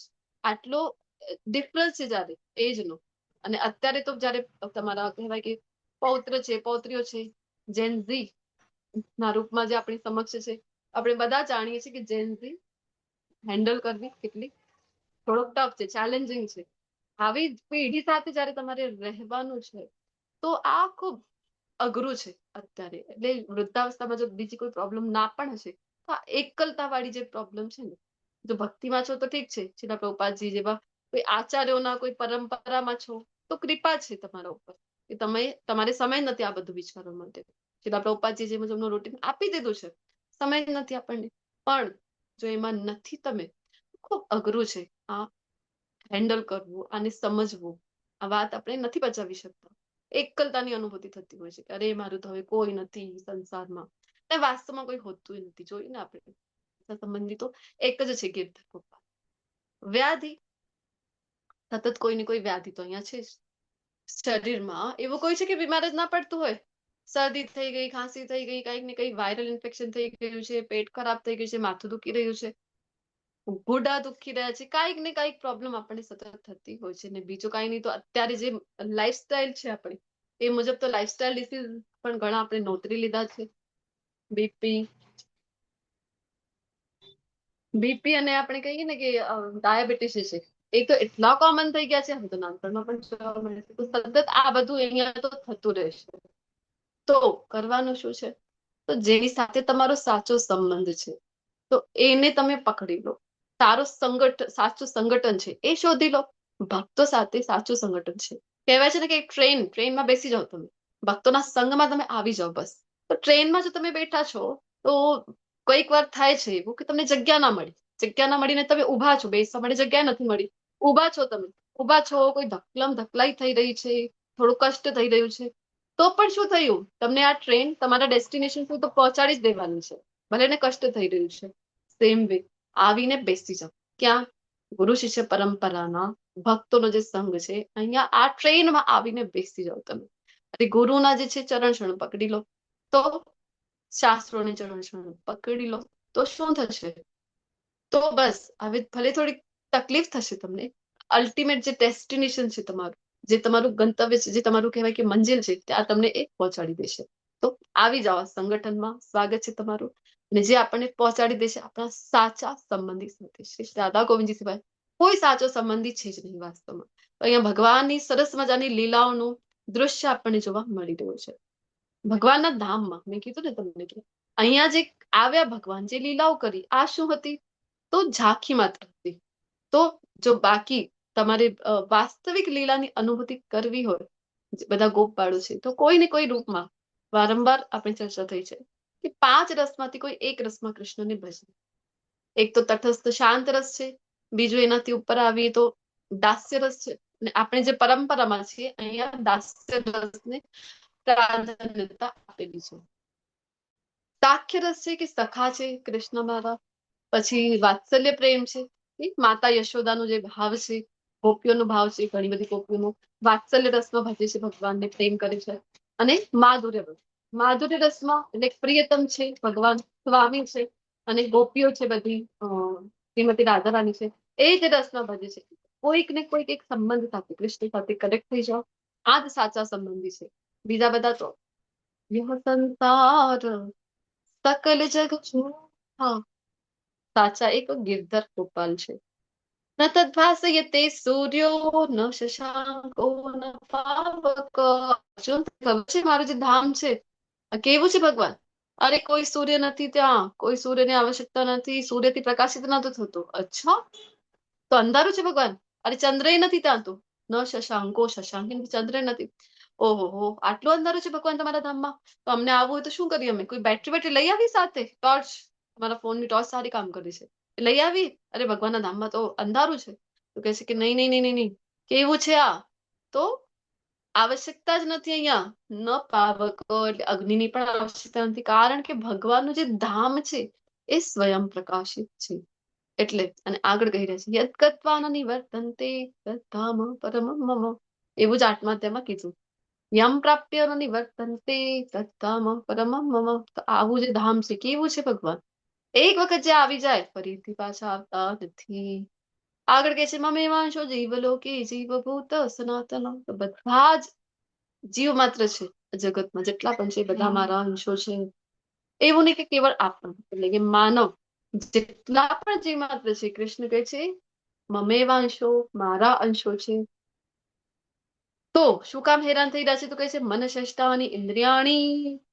આ જે મન નામક છઠ્ઠી ઇન્દ્રિય છે ને, આમ તો પંચ ઇન્દ્રિય હોય છે પ્રાધાન્ય, સેન્સ ઓર્ગન આપણે કહેતા હોય, જ્ઞાન ઇન્દ્રિય, પણ મન છે એને છઠ્ઠી ઇન્દ્રિય તરીકે અહીંયા ઓળખવામાં આવ્યું છે. આ ખૂબ ખતરનાક ઇન્દ્રિય છે. અને વિભૂતિ યોગમાં ભણ્યા હતા ને, ઇન્દ્રિયોનો રાજા તરીકે પણ મનને ગણવામાં આવ્યું છે. મન લાગેલું હશે તો કોઈ કાર્ય આપણે સિદ્ધ કરી શકાય, મન નથી લાગેલું તો એ કાર્ય પણ આપણે સિદ્ધ કરી શકતા નથી. ધારો કે તમે બેઠા છો, કોઈ તમારી સામેથી ગયું ને આવીને કોઈ પૂછે કે અરે અત્યારે એ ગયું તમારા સામેથી જે ગયા એ ગાડી ઉપર, એ જ વ્યક્તિ હતા? તો આપણે કહીએ કે ખબર નહીં હો, મારું ધ્યાન નહોતું. તમે તો ત્યાં જ જોઈ રહ્યા હતા, રોડ ઉપર જ જોઈ રહ્યા હતા, તમે ગાડી પણ જોઈ, એના ઉપર કોઈ સવાર છે આવું એ જોયું, તોય તમને ખબર ના પડી. જોઈને પણ આંખોથી તો જોવાય છે, તોય તમને ધ્યાન ના આવ્યું એ વ્યક્તિ હતું કે નહીં પર્ટિક્યુલર. શું કામ? કારણ કે મન ત્યાં નહોતું, મનમાં તો કોઈ બીજા જ વિચારો ચાલી રહ્યા હતા એ સમય. એટલા માટે મન ષષ્ટાની નિર્ણય, મન નામક જે ઇન્દ્રિય છે છઠ્ઠી, એની સાથે સતત શું થઈ રહ્યું છે? પ્રકૃતિ સ્થાની કરશતી. અરે સંઘર્ષ સતત ચાલુ છે પ્રકૃતિ સાથે મન, કારણ કે વસ્તુ ભોગવવામાં ઇન્ટરેસ્ટ છે.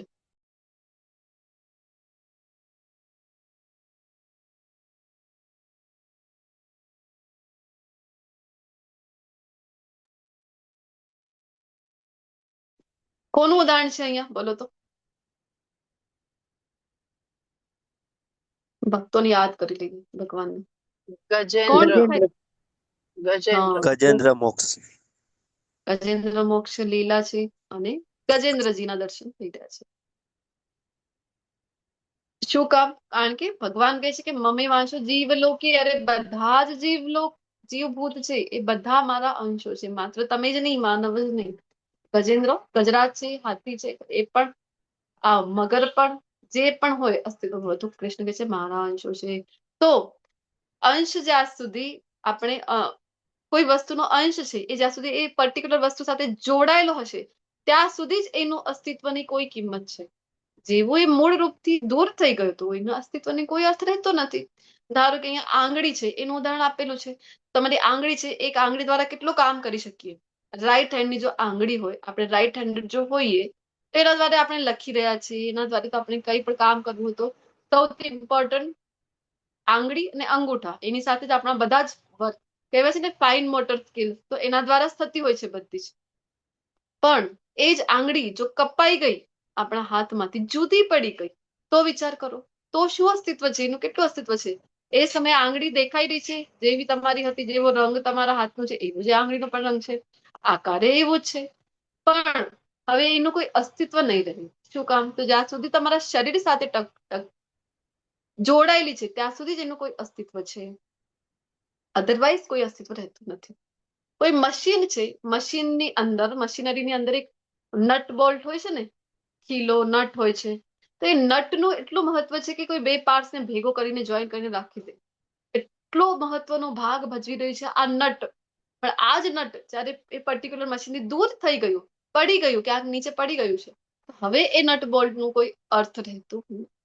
જ્યાં સુધી મૂળ સુધી જોડાયેલું હશે કોઈ અસ્તિત્વ એનું, ત્યાં સુધી જ રહેશે. સમુદ્રના ટીપાનું ઉદાહરણ લેતો છે આપણે, બધા જ તત્વો, બધા જ ગુણધર્મો એક ટીપામાં પણ છે. મેગ્નેશિયમ, ફોસ્ફરસ, બધા જ રાસાયણિક તત્વો જે એક ટીપામાં છે અહીંયા પણ છે. તો સોડિયમ બાયકાર્બોનેટ ને બધા જ આપણે કહી શકાય કેમિકલ ઇક્વેશન જોવા મળે છે. પણ ફરક છે, કયો ફરક છે? એક તો ક્વોન્ટિટીમાં ફરક છે, ક્વોલિટીમાં સમાનતા છે, ક્વોન્ટિટીમાં ફરક છે. ગુણાત્મક એકતા એને કહેવાય છે કે ગુણાત્મક એકતા અને સંખ્યાત્મક ભિન્નતા છે. તણખલો, તણખલામાં પણ અગ્નિ છે, ઉષ્મા છે, પ્રકાશ છે, બધું છે. ક્યાં સુધી? જ્યાં સુધી એનું અસ્તિત્વ ક્યાં સુધી છે? જ્યાં સુધી મૂળ અગ્નિ સાથે છે. દૂર થઈ ગયું તો ક્ષણભરમાં જ એ તો અસ્તિત્વ એનું નહીં રહેતા, નહીં રહે. તો આ બધા આટલા બધા ઉદાહરણો લીધા, આટલી બધી ચર્ચા વારંવાર બીજા અધ્યાયથી કરી જ રહ્યા છીએ વારંવાર. કેટલી વખત સમુદ્રના ટીપાનું, અગ્નિનું ઉદાહરણ આપણે લઈ ચુક્યા છે, ઈશોપનિષદમાં પણ અત્યારે આવ્યું. તો આ બધું સમજીને સમજવું શું છે? તો આપણે પણ અંશ છીએ. કોના અંશ છીએ? ભગવાન કૃષ્ણના પૂર્ણ પુરુષોત્તમ ભગવાનના. તો આપણે પણ અસ્તિત્વ ક્યાં સુધી રહેશે ટકીને? જ્યાં સુધી કૃષ્ણથી જોડાયેલા રહીશું. અધરવાઇઝ કોઈ આપણું પણ મહત્વ રહેશે નહીં. કૃષ્ણથી જુદા પડીને આપણું કોઈ સ્વતંત્ર અસ્તિત્વ નહીં રહે. હેરાન જ થયા કરશું આપણે. એટલા માટે એટલું બધું ભણી રહ્યા છીએ. વારંવાર એ જ ચર્ચા કરી છે, કારણ કે અંશનું કામ છે અંશીની સેવા કરવી. આપણે છીએ કૃષ્ણની શક્તિ, પરાશક્તિ, તો શક્તિનું કામ છે શક્તિમાનની સેવા કરવી. તો જેવી રીતે પવન સુગંધને એક સ્થળથી બીજે સ્થળે લઈ જાય છે, પવનમાં કોઈ પોતાની સુગંધ નથી. જેમ પવન વહીને આવે છે તો એક ગાર્ડન ઉપરથી આવશે ને, સરસ મજાનું મોગરાનું ગાર્ડન છે, અને એના ઉપરથી જો પવન આવે છે તો સરસ મજાની સુગંધ આપણને આવશે. અને એ જ પવન જ્યારે આવી રહ્યું છે કચરાના ઢગલા, અત્યારે તો જોવા મળે છે આપણને સિટીની બહાર કચરાના આખા પર્વત જ જોવા મળી રહ્યા છે. કચરાના પર્વત ઉપરથી આવી રહ્યું છે, જે જગ્યા પર કચરો ફેંકેલું છે એ જગ્યાથી, તો દુર્ગંધ આવશે. તો વાસ્તવમાં કોઈ એવું ના કહી શકે કે અરે જો પવનમાં દુર્ગંધ છે, પવનમાં સુગંધ છે. પવન તો બસ વહી રહ્યું છે, એનું કાર્ય કરી રહ્યું છે. તો જેના સંપર્કમાં આવે છે એ મુજબ સુગંધ દુર્ગંધ ચાલી રહ્યું છે. સેમ વે આત્મા પણ આ પવનની જેમ છે. આ આત્મા તો આત્મા છે, એના ગુણધર્મો બીજા તેમાં ડિટેલમાં ભણી ગયા છે, તો શાશ્વત છે એ પણ. તો પછી શું કામ હેરાન થાય છે? શું કામમાં ક્યારેક સુખ, ક્યારેક કહેવાય કે દુઃખ, ઇષ્ટ અનિષ્ટ, સદ અસત યોની આ બધું પ્રાપ્ત કરી રહી છે. કારણ કે જ્યારે સંપર્કમાં આવી રહી છે પ્રકૃતિના ગુણોના, અને જે પ્રમાણે કર્મ કરે છે પ્રકૃતિના ગુણોના આધીન થઈને, તો એ જ પ્રમાણે એને અલગ અલગ યોનિથી પસાર થવું પડી રહ્યું છે. વાસ્તવમાં આત્માનું કોઈ એમાં દોષ હોતું નથી, પરંતુ જે મુજબના ભાવો આપણે ગ્રહિત કરી રહ્યા છે, જે મુજબના જીવનમાં આપણે જીવી રહ્યા છે, ગુણોના અનુસાર, ગુણોના પ્રાધાન્યતાના અનુસાર એ મુજબ જ કર્મો હશે ને જેવા કર્મો હશે તો એવા આપણે આત્મા તેમાં મળી ગયા હતા. જેવા આપણા કર્મો હશે જીવન દરમિયાન અથવા મૃત્યુ સમયે ભાવ, આ બંને વસ્તુઓ ડિપેન્ડ કરે છે, આ બંને વસ્તુઓ નક્કી કરે છે કે નેક્સ્ટ બર્થ આપણને કેવો મળવાનું છે. તો કોણ નહીં સમજી શકે આ વાતને? તો કહે છે કે વિમૂઢાનું પશ્યંતી, અને મૂર્ખ મનુષ્ય ક્યારે નહીં સમજી શકે. શું સમજવાનું છે ભગવાન? કે કોઈ વ્યક્તિ કેવી રીતે શરીરનો ત્યાગ કરે છે, બીજા શરીરને ધારણ કરી રહ્યું છે, આત્મા કેવી રીતે એક શરીરથી બીજા શરીરમાં જાય છે. તો અહીંયા ઉદાહરણ આપેલું છે કે મોટા મોટા સાયન્ટિસ્ટ લાગેલા છે, કારણ કે અત્યારે એ પણ માની રહ્યા છે રીબર્થમાં, પુનર્જન્મ, જે ભગવદ્ ગીતાનું તો પહેલું જ શિક્ષણ છે, બીજા અધ્યાયથી શરૂ થાય છે શિક્ષા આપવાનું ભગવાન. તો પહેલું શિક્ષણ આ જ છે કે આપણે શરીર નથી, આત્મા છે, અને પુનર્જન્મ તો ફિક્સ જ છે, ધ્રુવ કીધું છે, ફિક્સ જ છે. પણ આ લોકો એ માની રહ્યા છે, અત્યારે સાયન્ટિસ્ટ છે, બધા મોટા મોટા ડોક્ટર છે, આ બધા માની રહ્યા છે, પણ હવે આત્માનું નામ અહીંયા નથી આપી રહ્યા, આત્માના નામથી નથી ઓળખતા, અને સ્પિરિટ ને એવું બીજું કંઈક ને કંઈક કહેશે, આત્મામાં માનશે તો ફરીથી શાસ્ત્રના શરણે આવવું પડશે.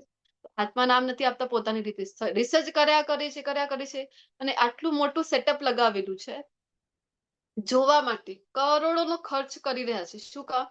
તો આવી હાઈ ડેફિનેશન કેમેરા સેટ કરી દીધા છે રૂમમાં, જોવા માટે, ઓબ્ઝર્વ કરવા માટે કે કોઈ વ્યક્તિનું મૃત્યુ થાય છે તો એક્ઝેક્ટલી થાય છે શું, એના શરીરમાં કોઈક તો એવી વસ્તુ છે, કોઈક તો એવી ચેતના છે જે છોડીને જઈ રહી છે. કારણ કે એક ક્ષણ પહેલા જો વ્યક્તિ એવું જ હતું અને એક ક્ષણ પછી જો મૃત્યુ થઈ ગયું તો પણ એવું જ છે, શરીર તો એવું જ છે, બધું જ એવું છે ચેક કરીએ તો. પણ પહેલા એક ક્ષણ પહેલા જીવન હતું ને અત્યારે મૃત્યુ, તો એવી કઈ વસ્તુ છે જેના બદલથી આ વ્યક્તિને આપણે મૃત પણ ઘોષિત કરી રહ્યા છે?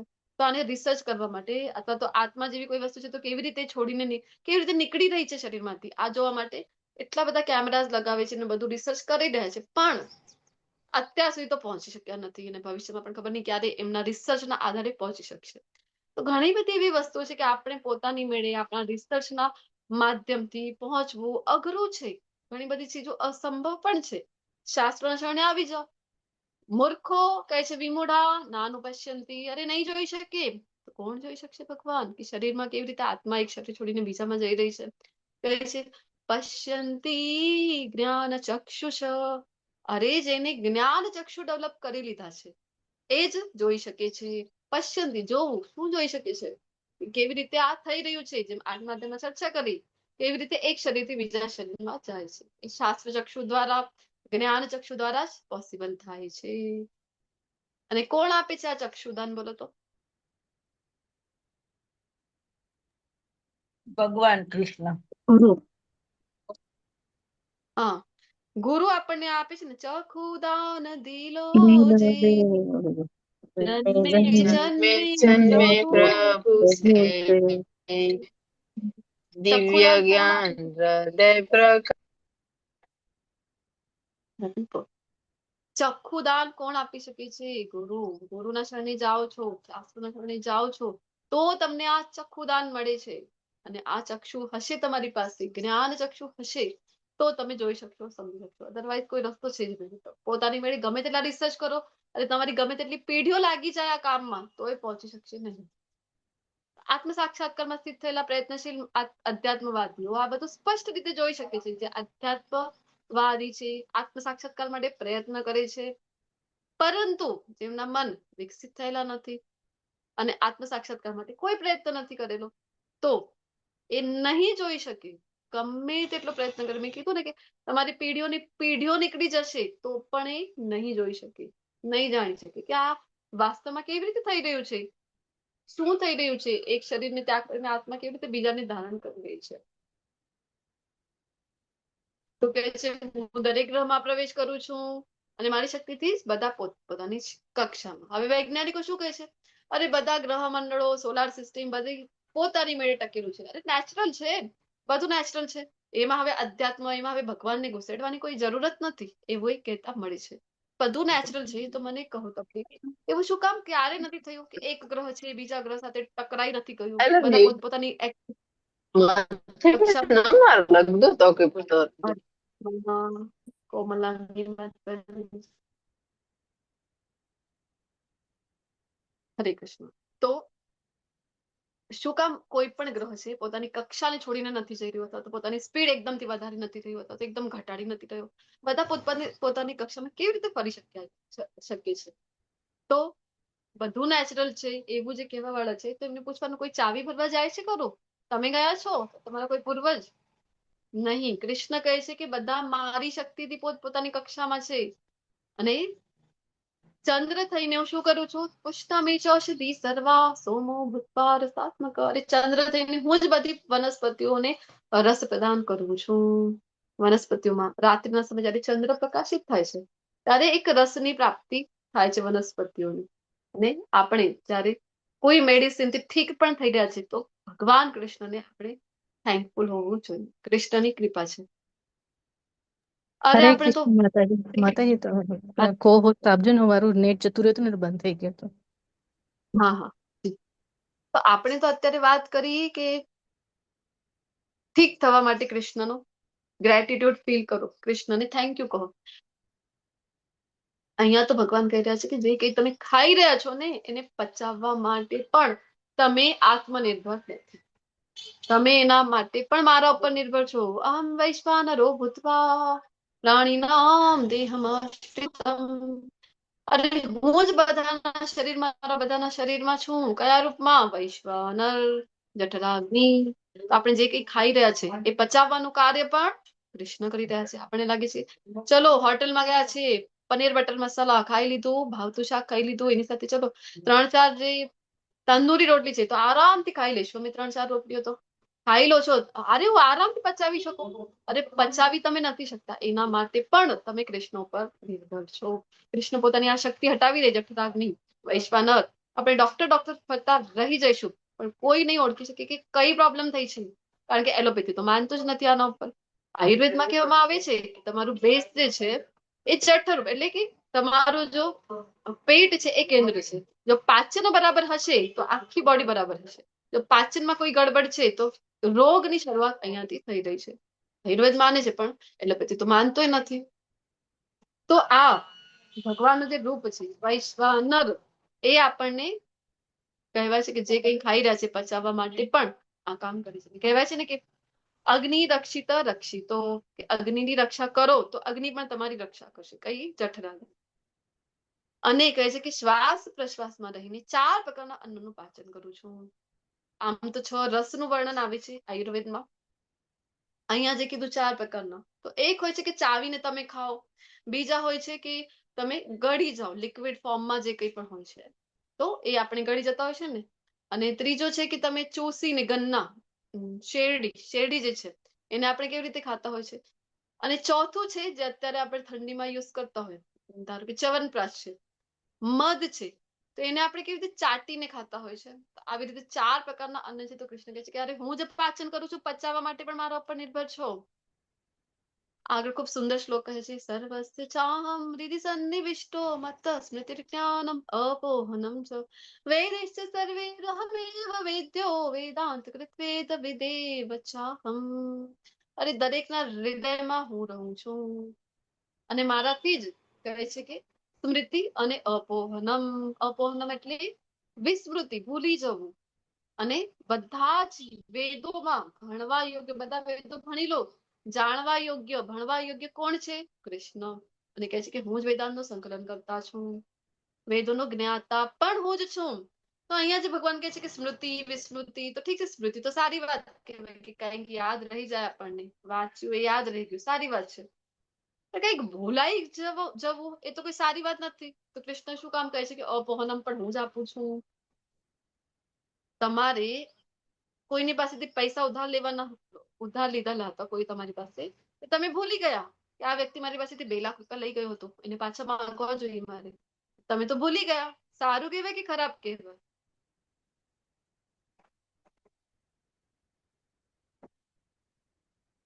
સારું કહેવાય ભૂલી ગયા એ?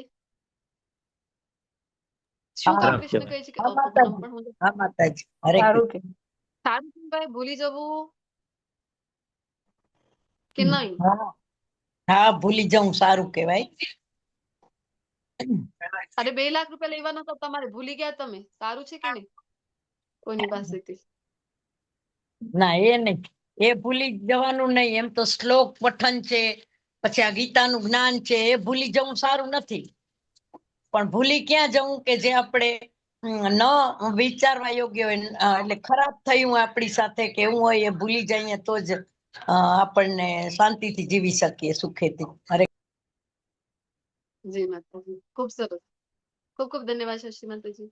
જે માતાજી કહી રહ્યા છે કે ભૂલી જવું કઈ પરિસ્થિતિમાં, કોઈ દુઃખદ ઘટના, કોઈ એવો પ્રસંગ તમારા જીવનમાં આવ્યો, ભગવાન ના કરે કોઈના જીવનમાં આવે, પણ જો આવું આવી ગયું કે કોઈક વખત ખૂબ નજીકનો વ્યક્તિ આપણું જતું રહ્યું છે, તો વિચાર કરો આ જે પરિસ્થિતિ છે આમાં જીવન આપણું કેવું દુષ્કર થઈ જાય છે.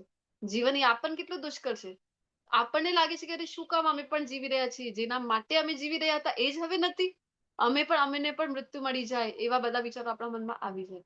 જીવન પ્રત્યે કહેવાય કે નિરસતા એક આવી જાય છે. પણ આ કૃષ્ણ જે આપે છે શું અપોહનમ, તો ધીમે ધીમે આપણે ભૂલવા માટે સક્ષમ બનીએ છીએ. અધરવાઇઝ એ જ આપણે રહીશું, એ વ્યક્તિની જ યાદમાં રહીશું, સ્મૃતિમાં રહીશું, તો જીવન જીવવું પણ અઘરું થઈ જશે. તો કૃષ્ણની કૃપા છે કે અપોહનમ થઈ જાય છે, કે થોડાક દિવસમાં ભૂલાઈ જવાય છે. કૃષ્ણની કૃપા છે. જે પહેલાના જન્મો છે, આપણા પિછલો જન્મ છે, એ ભૂલી ગયા છે આપણે. કૃષ્ણની કૃપા છે. અધરવાઇઝ વિચાર કરો, ઇમેજિન કરો કે જીવન જીવવું કેવું થઈ જશે. અરે પિછલા જન્મ મારી સાથે આવું કર્યું હતું ને, આપણે થોડાક સમય પહેલાનું ભૂલી જઈએ છીએ ને, એ સારું કહેવાય. વધારે ચીજો યાદ રાખવી જોઈએ નહીં. આમ ફાલતુ વસ્તુ તો બિલકુલ પણ ભૂલી જવી જોઈએ. પણ ભૂલી ક્યારે શકાય? જયારે કૃષ્ણની કૃપા થાય. કારણ કે કહે છે મારી હું આપું છું અપોહનમ. પણ ઘણા લોકોને નથી હોતું આ અપોહનમ. ઘણા લોકો તો વાત કોઈ થઈ હશે તો વર્ષો ને વર્ષો સુધી એમની મેમરીમાં ફિટ થઈ જશે અને નહીં કાઢી શકે. જ્યાં સુધી વાત કોઈ તમે મનમાં જ રાખશો, મેમરીમાં જ રાખશો, નહીં કાઢો, તો આગળ તમે જીવનમાં ક્યારે પણ નહીં વધી શકશો. એટલા માટે કૃષ્ણ કહે છે અપોહનમ પણ હું આપું છું. અને વેદોનો જ્ઞાતા કહી રહ્યા છે કે હું છું. તો 4 પ્રકારના વેદો, ઋગ્વેદ, યજુર્વેદ, સામવેદ, અથર્વવેદ, કૃષ્ણ કહે છે કે હું છું. તો ક્યારે પણ તમારું ધ્યાન ચૂકશો નહીં. બોલો અર્જુનજીના જીવનના કયા કયા પ્રસંગો ચાલી રહ્યા છે? કયો પ્રસંગ છે આ પહેલો ને બીજો? માછલી વીંધવી. પહેલો ને બીજો પિક્ચરમાં. હરે કૃષ્ણ.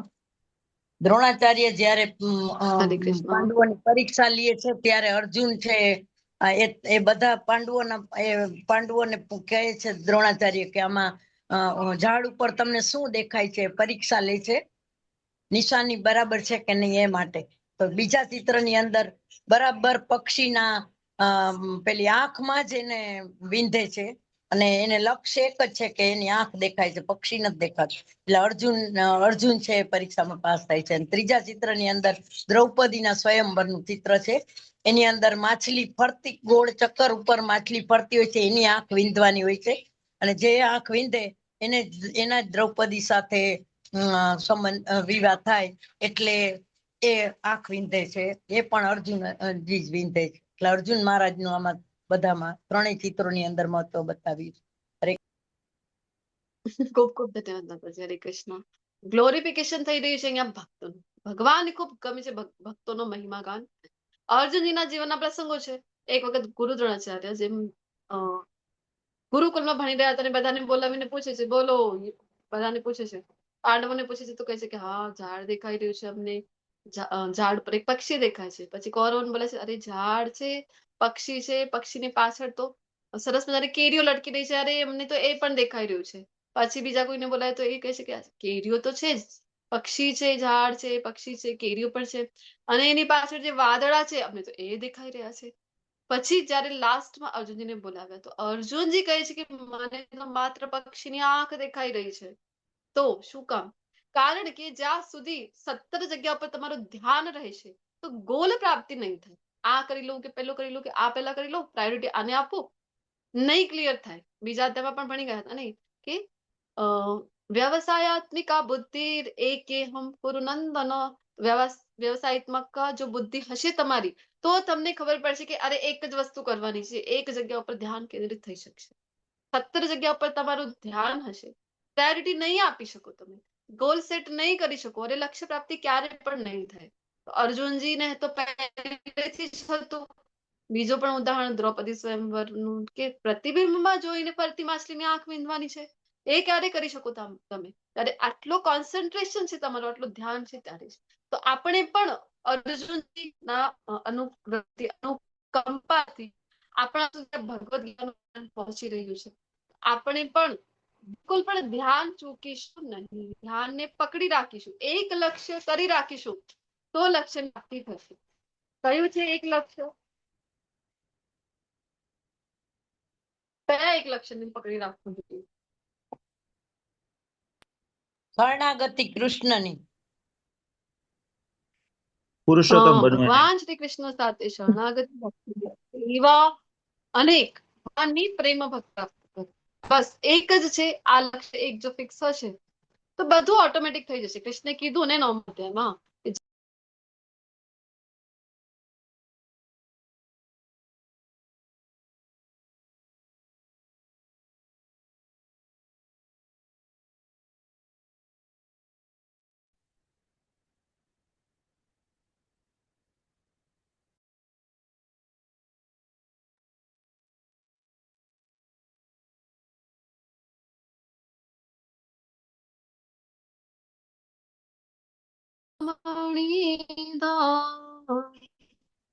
રત્ના મંદિર મનોહર.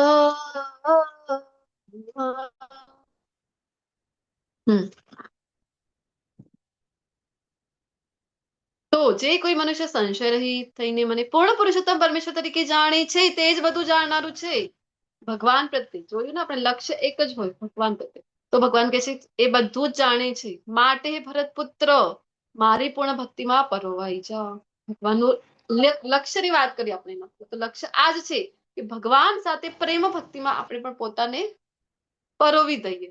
તો આ કેવી રીતે થશે હવે પ્રેમ ભક્તિ કરવા માટે? તો શરૂઆતમાં જે આપણે ચર્ચા કરી હતી, શું ચર્ચા કરી? 12મા અધ્યાયના ગુણો, 13મા અધ્યાયમાં જ્ઞાનના લક્ષણો બતાવ્યા, 14મા અધ્યાયમાં ગુણાતીત અવસ્થાના લક્ષણો બતાવ્યા.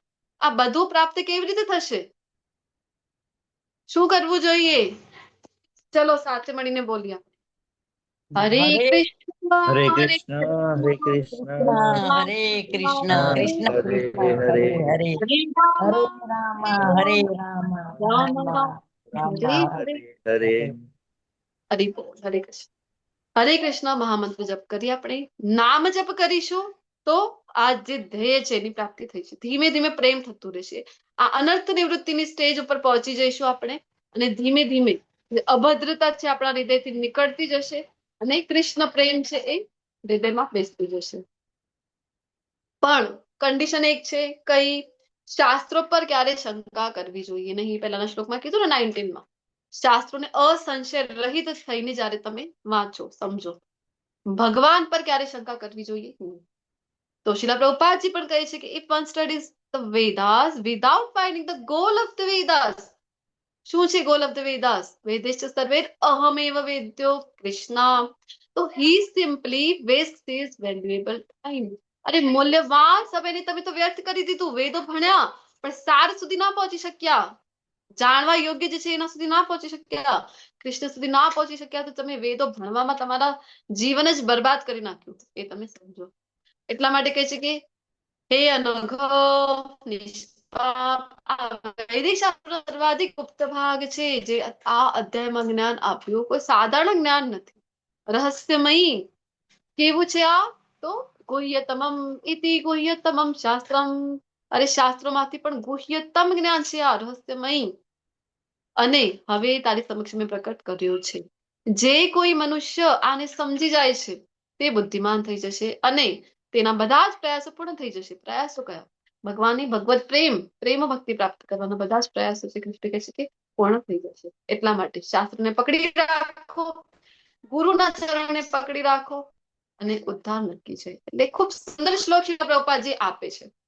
ચેન્ટ એન્ડ બી હેપી. આ સૂત્રને જીવનમાં ઉતારી લઈશું તો જે આપણે વાત કરી છે વારંવાર કે સવારથી સાંજ સુધી જે ગતિવિધિઓ છે લાઈટ ઓન, એ બસ ખુશ રહેવા માટે કરીએ છીએ. કોઈ અહીંયા છે કે દુઃખી રહેવા માટે પ્રયત્ન કરે?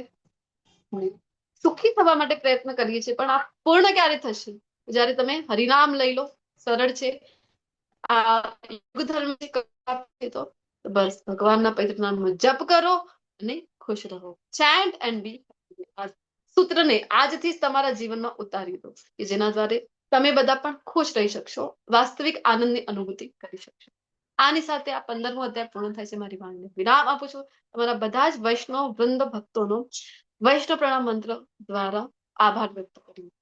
વાંછા કલ્પતરુભ્યશ્ચ કૃપા સિંધુભ્યૈવ ચ પતિતાનાં પાવનેભ્યો વૈષ્ણવેભ્યો નમો નમઃ.